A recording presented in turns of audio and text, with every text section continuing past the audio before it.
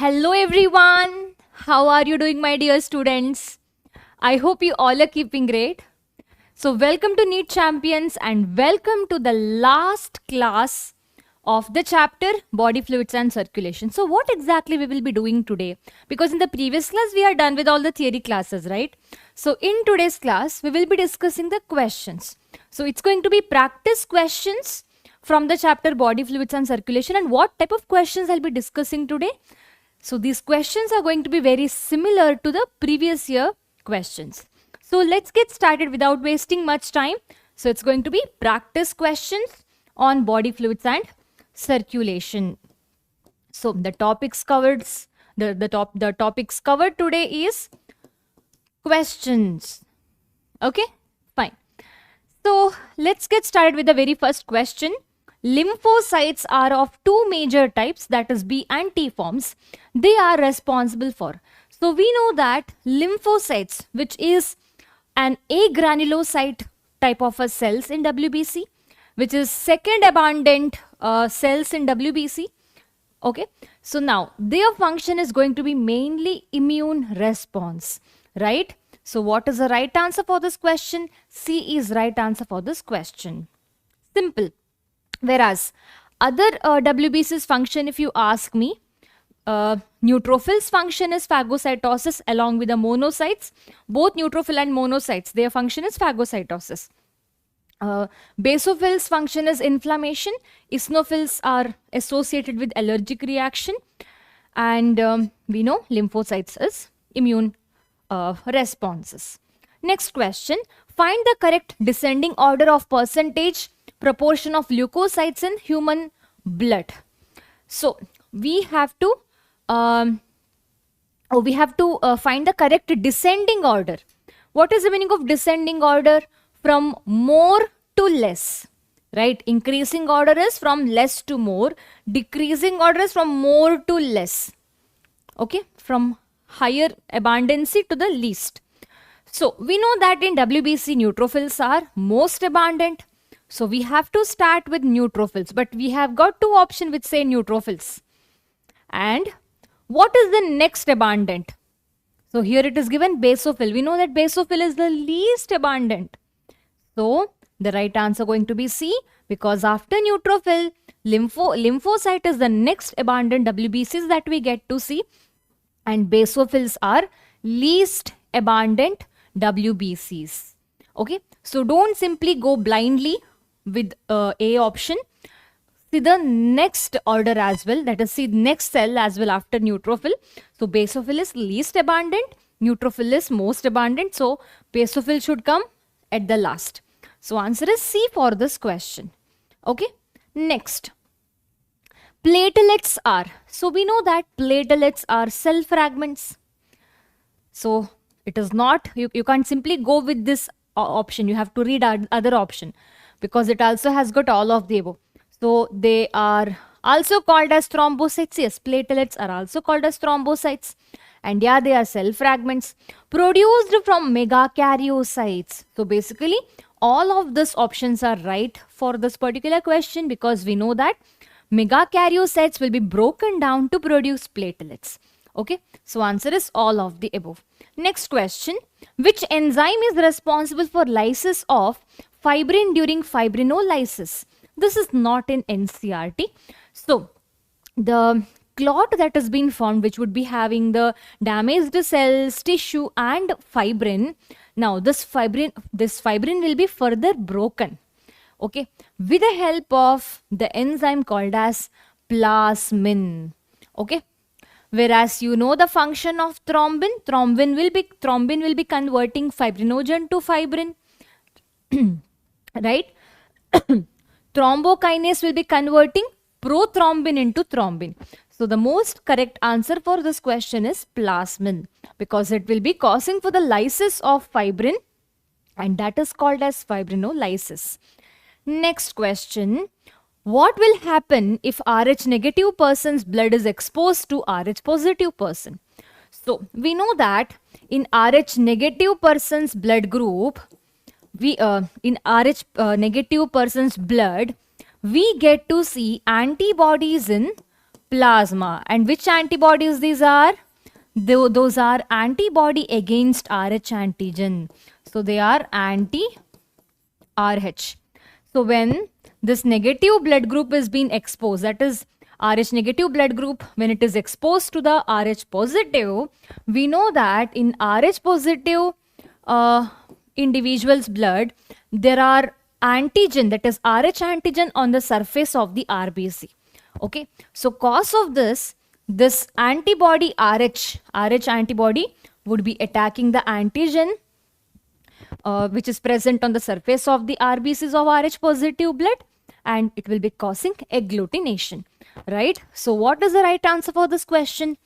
Antigen formation takes place. Negative and positive Rh antigen cancel out each other. No, it is not like positive, negative, plus minus is equal to 0. No. Nothing will happen. Definitely something should be happening, right? Because Rh, anti-Rh will be attacking. So last option is saying antibody will be produced.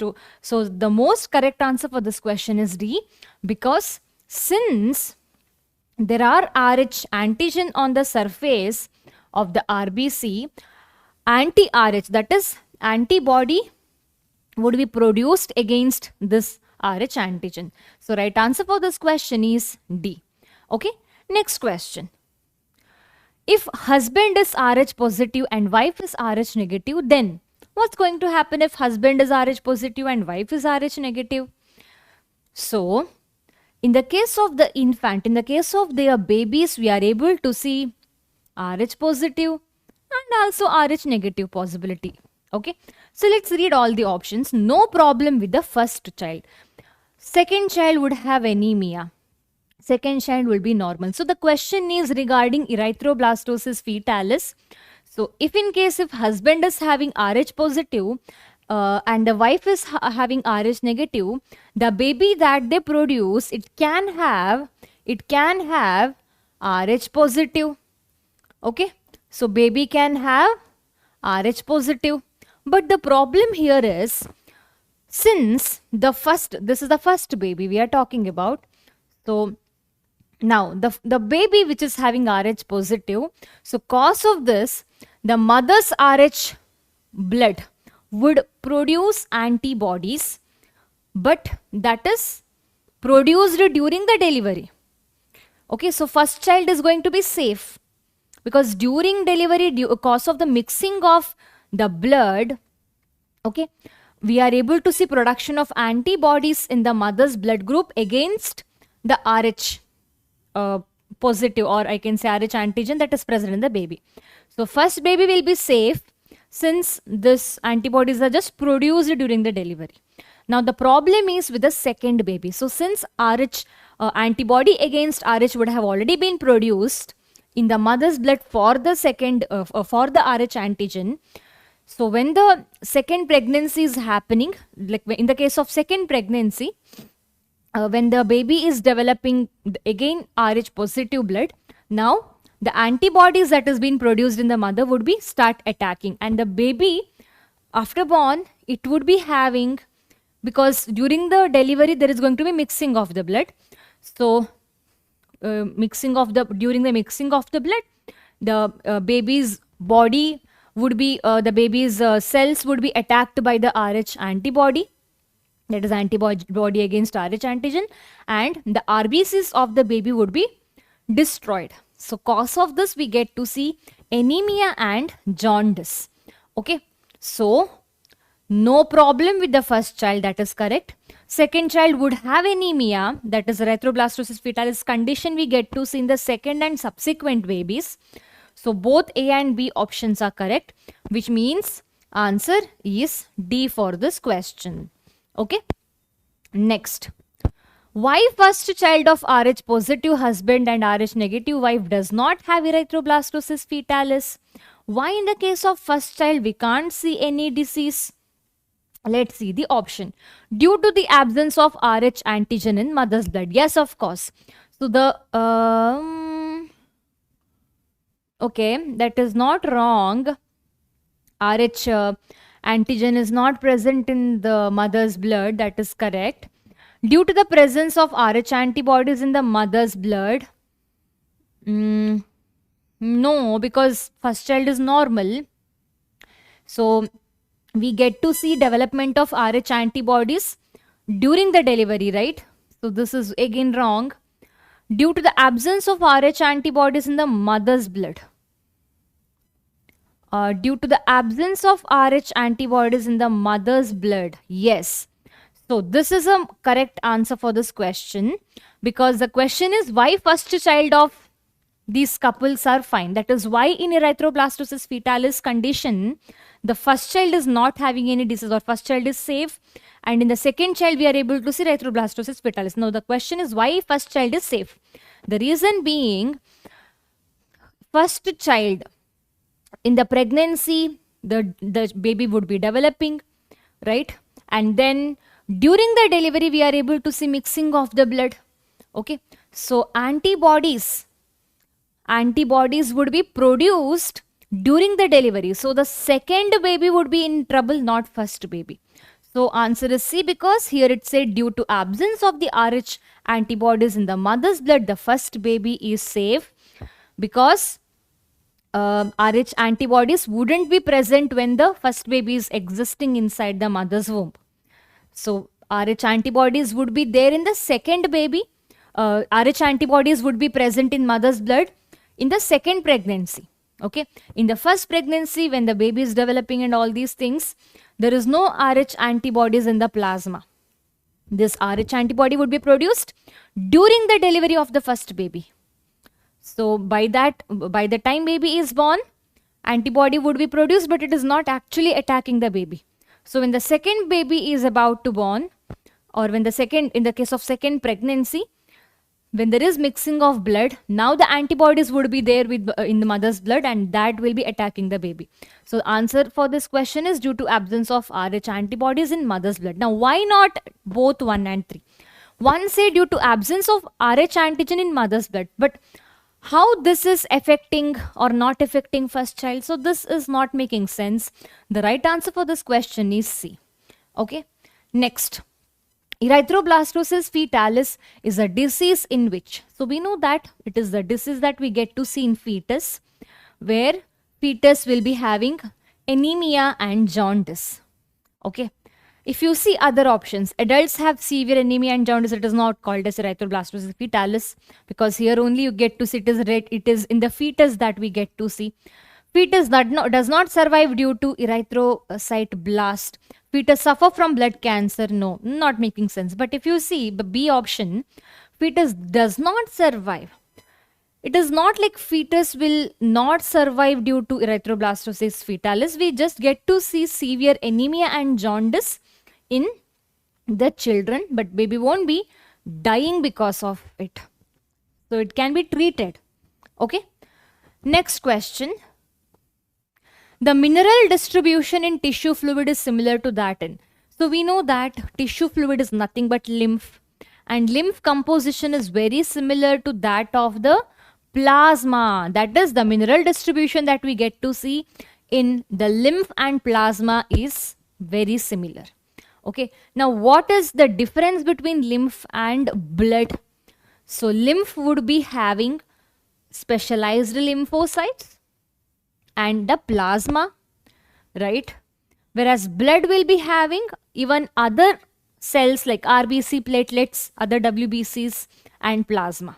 Now what is the difference between plasma and lymph? Mineral distribution only is same, but when it comes to cells, in plasma there is no cells. Plasma is just the fluid which will be having different types of proteins, minerals, nutrients. Lymph is or tissue fluid is actually having a specialized cells called as lymphocytes along with the fluid that is present in the plasma. So that is why answer is B for this question. Serum is plasma without clotting factor, and you know what is blood. Next question. Lymphatic system drains the fluid contained in it, that is lymph, into.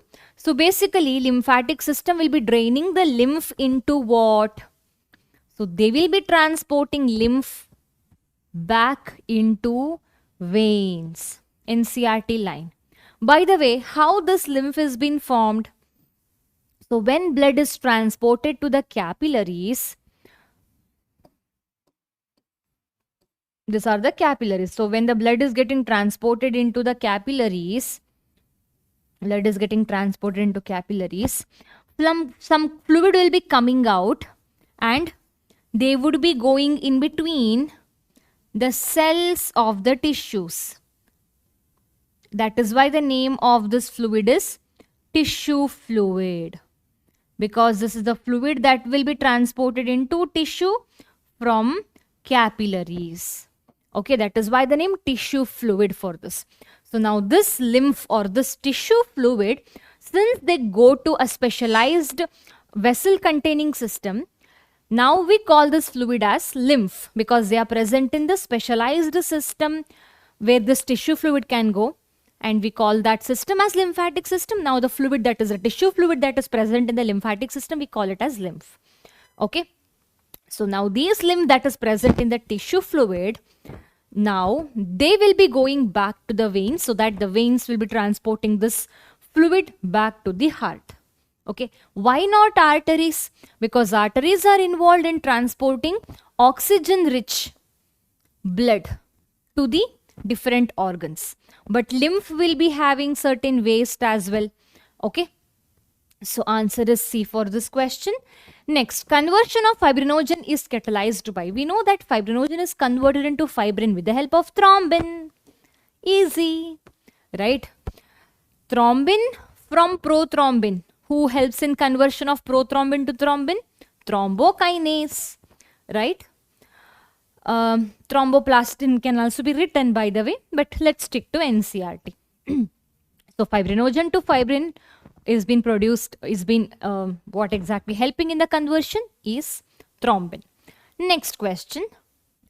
Open circulatory system is present in. So we have studied two types of circulatory system, closed and open. Open circulatory system we get to see in lower organisms like mollusca and arthropoda, where blood will be transported through the open spaces. So heart will be pumping blood to the open spaces and it is called as sinuses. Sinus is singular, sinuses is plural. Okay, so open circulatory system is seen in arthropoda and mollusca. So we see that in arthropoda, blood is, organs are bathed in the blood. Okay, we use this sentence.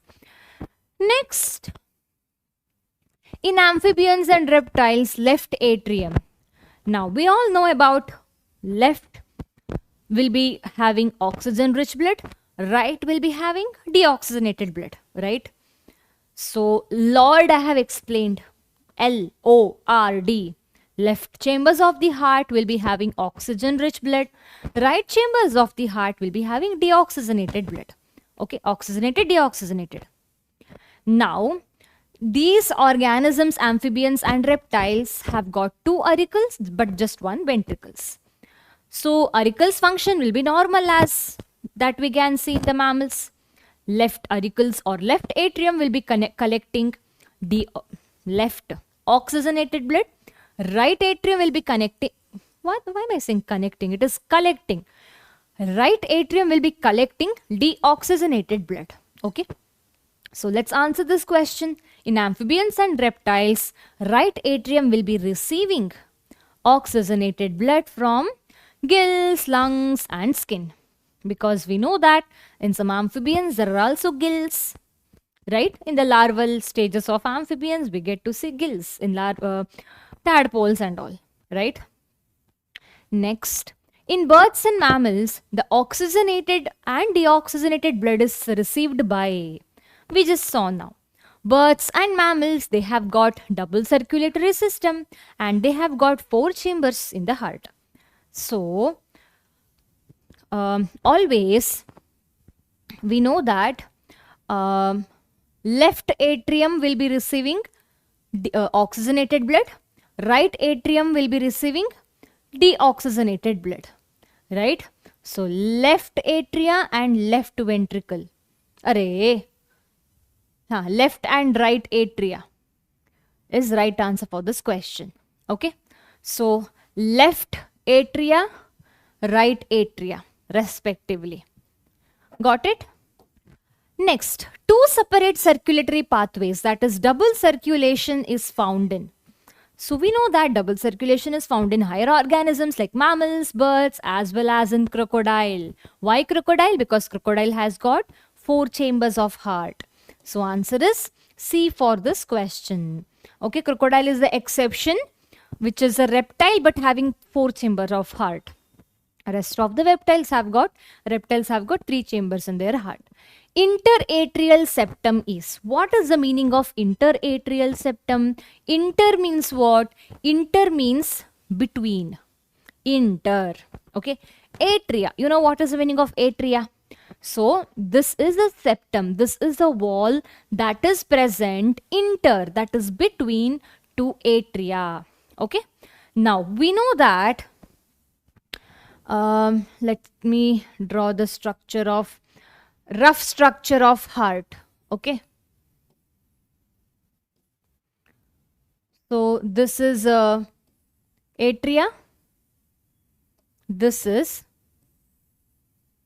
ventricles. Okay,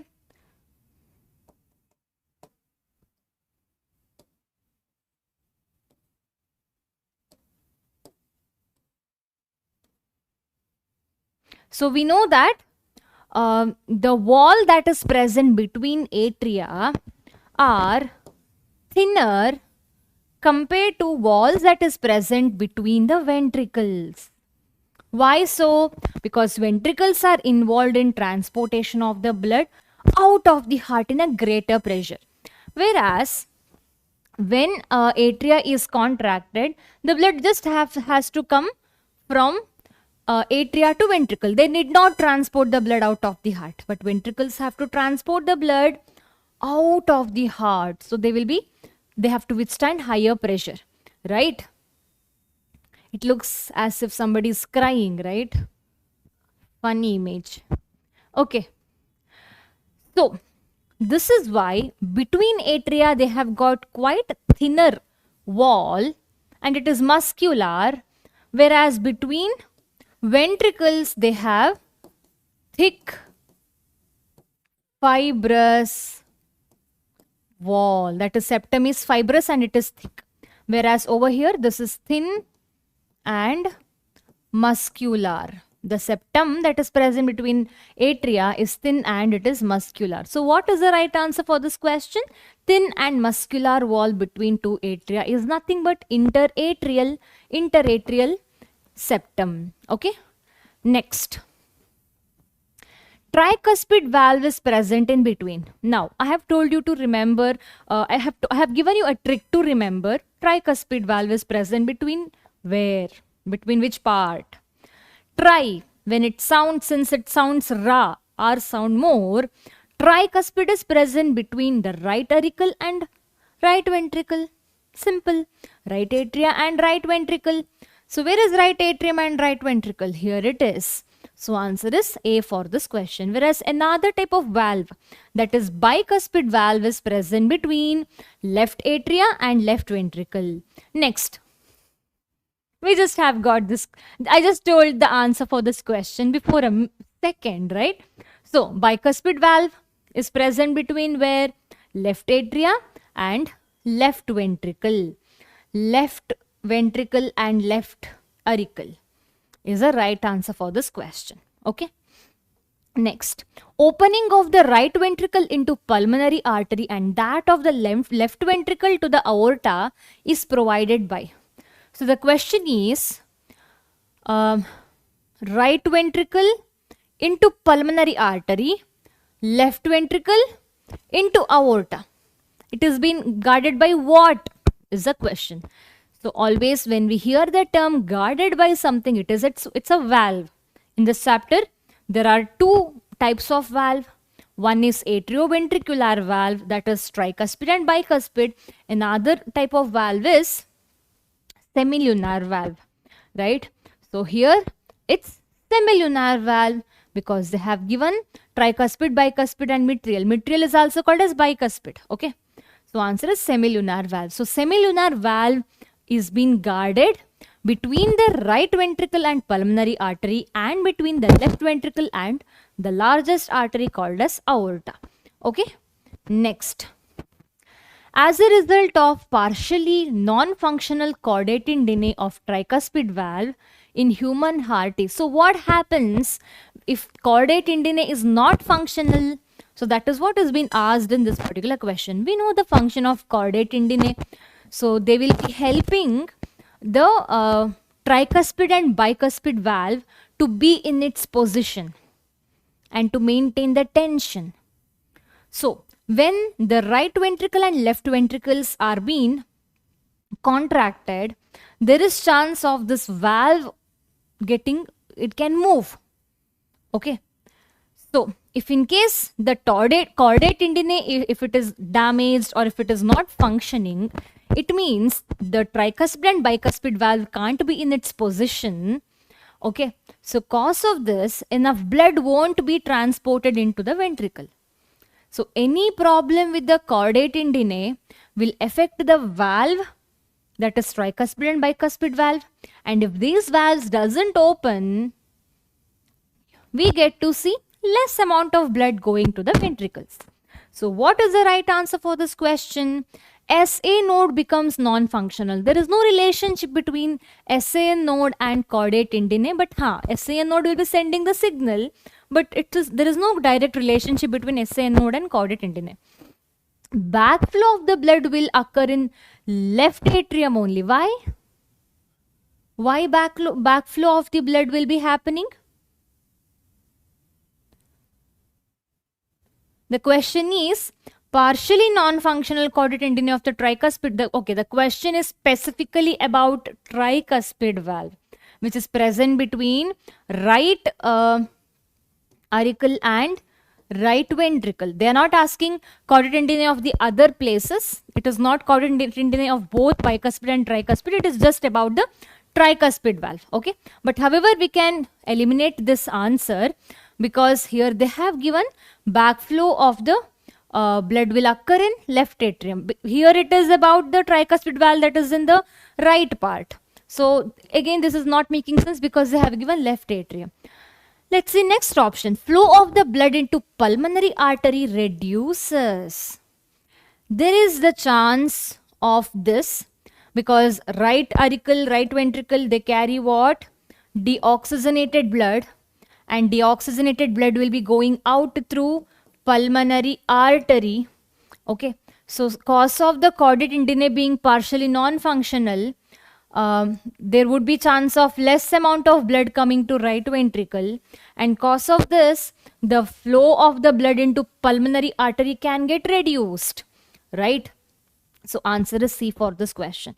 Why not D? Because where is aorta? The same flow of blood into aorta reduces. Aorta is present where? It is present in the aorta is connected to the left part of the left chambers of the heart, right? So between the left ventricle, when the left ventricles have to transport the blood out of the heart to other part of the body, at that time we get to see the existence of aorta. So there is well separation between the right and left chambers of the heart. So again, we can eliminate D, and the right answer for this question is C.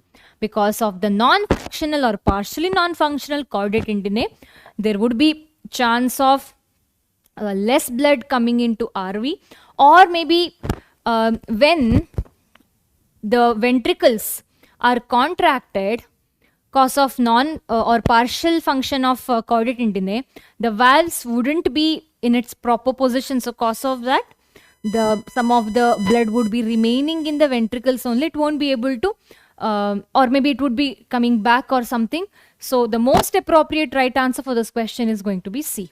Okay, it's a logical question. Next, which of the following chambers of the heart has the thickest muscular wall? Thickest muscular, definitely ventricles, but they have given again right ventricle and left ventricle. So the question is, which chambers of the heart has the thickest muscular wall? We know it is ventricles because ventricles have to transport the blood out of the heart.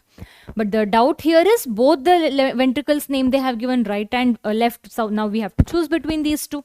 So what we have to choose here? So the right answer for this question should be D. The reason being, left ventricles are involved in transportation of blood.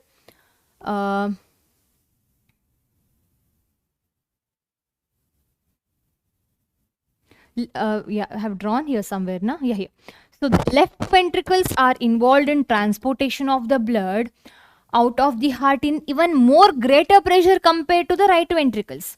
From right ventricles, the blood are just going to the lungs. But from left ventricles, blood are going to the varieties, different parts of the body, right? So cause of this, lot of blood has to go out, and the left ventricle should be able to withstand even more higher pressure compared to the right ventricle. That is why left ventricle is having more muscular thick wall compared to right ventricle. Okay, very important to note. It is important to understand. Now there is a question about nodal tissue. This is continuously asked, repeatedly asked question. The correct route through which pulse making impulse travels in the heart. So the question is, what is the way of transportation of the nerve impulse? So we know that it will be starting from SAN node or SAN, but there are two options which is saying SAN. So we know that from SAN, the impulse will be traveling to AVN, that is atrioventricular node.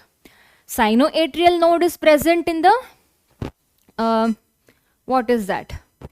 Rightmost part of the right chamber of the heart, that is right atria.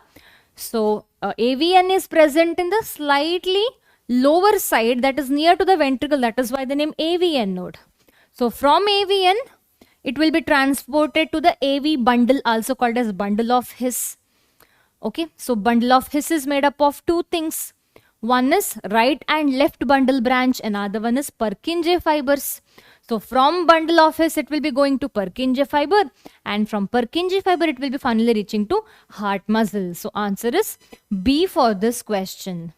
So we have got only few questions. No, 5, 6, 3, 4, 5, 6, 7. Okay, quite questions remaining. When two atria contract simultaneously and result in the blood pumping into ventricle, this is called as. So whenever you see two atria is contracting simultaneously, if you see atria contraction, it is always atria systole, because systole means contraction. Okay, so both of the atria will be contracted only during the atrial systole. Simple. Okay, and cause of the atria contraction, the blood will be going to the ventricles. Blood will be pumped into the ventricles. Next is about the heartbeat, the heart sound. So the question is, the first heart sound lub occurs in which phase of the cardiac cycle? So we know that the lub sound, the very first sound lub would be produced during the closing of the first valve, that is tricuspid and bicuspid valve, that is atrioventricular valve. Okay. So when exactly this tricuspid and bicuspid valve is going to close? That is, mainly this valve will be closed to prevent the backflow of the blood from the ventricles to the atria. Okay, so let's draw the heart diagram.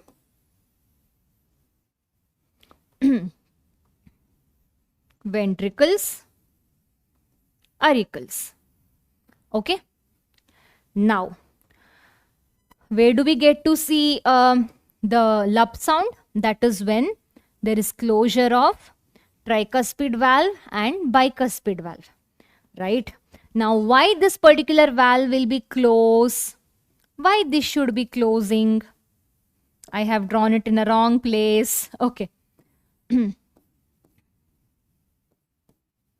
So why this tricuspid and bicuspid valve should be closed? So that the blood shouldn't be going back to the atria. But why blood will be going back to atria? That is during the ventricular contraction. So during ventricular contraction, you get to see tricuspid and bicuspid valve going to close. So what do we call ventricular contraction as? Ventricular systole. Simple, right? So right answer for this question is ventricular systole, because during the ventricular systole, this particular valve is going to close, and at that time we get to hear the sound lub. Okay. During the atrial systole, they have to open. Otherwise, how blood will be coming to the ventricle from the atria, right? So at this time, we have to see, we get to see opening of this tricuspid and bicuspid valve. Okay. So answer is C for this question. Again, in the diastole of ventricle, there is going to be filling of the ventricle. Okay. So the right answer is C for this question. Next, we have got choose the incorrect pair. But we have to make some modification in the options over here. Initiation of heartbeat. So this, here we get to see two options can be correct, but I'm going to change. Initiation of heartbeat is by SAN. Okay. So if I change this option, then which is going to be the incorrect pair? That is always A, because the sound that we get to hear, lub or dub, is cause of the closure of valve, not cause of the opening. Okay. So just like how if you close the door, you get to hear the sound. But if you open the door, why do you hear the sound? But because of bashing the door, you get to hear the sound. Similarly, cause of the closing of the valve, we get to hear the sound, but not the opening. So that is why this is incorrect pair. Otherwise, the second sound dub comes because of the closure of the semilunar valve. Okay. Next. The blood pumped by right ventricle and left ventricle enters into. So blood pumped by right ventricle will be entering into where? From the right chambers of the heart. From the right ventricle they are asking. From right ventricle, this is left ventricle. Blood has to go where? Right part of the heart will be carrying deoxygenated blood. So where they have to go? They have to go to the lungs. Right? Through what? Through an artery. What type of artery? Since lungs are involved, it's pulmonary artery.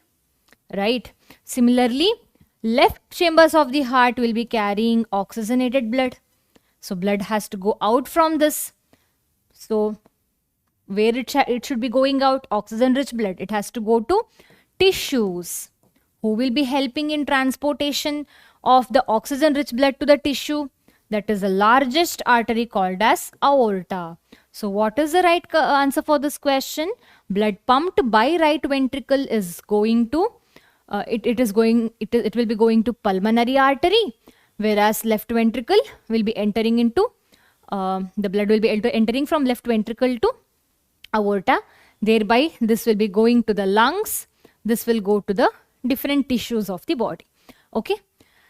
Next, left atrium receives blood from lungs through. Left atrium receive blood. So left atrium is going to have oxygen rich blood, right? So the lungs will be transporting the oxygen rich blood to the heart. This is heart. So always which will be transporting the blood to the heart? It is going to be vein. What type of vein? Since lungs are involved, it is pulmonary vein. So that is how you have to answer the question. Okay. Next.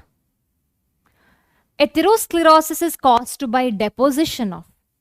Atherosclerosis is caused because of the deposition of many materials. That is why it is collectively called as coronary artery diseases.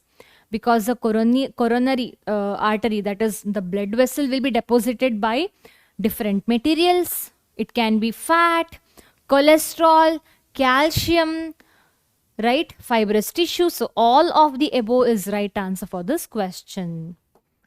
From disorder. Angina. Angina pectoris is due to cause of what? So here you are able to see acute chest pain due to the blood supply of the oxygen to the heart muscle would be decreased. Cause of this we get to see angina pectoris. This can be seen in any aged people, but more commonly seen in middle-aged or elderly people. Last question, I guess so. Yeah. The main symptom of congestive heart failure. Here you can answer the question even by guessing. Congestive heart failure is because of the congestion in the lungs. Cause of the difficulty or congestion in the lungs, enough oxygen won't go to the heart vessels and heart. Okay. So cause of this, there is going to be congestive heart failure. Okay. So answer is C for this question. And that is all for today. Let's meet in the next class, that is in the DPP video solution, after which we will be starting the new chapter, excretory products and their elimination. So let's meet in the next class. Until then, bye.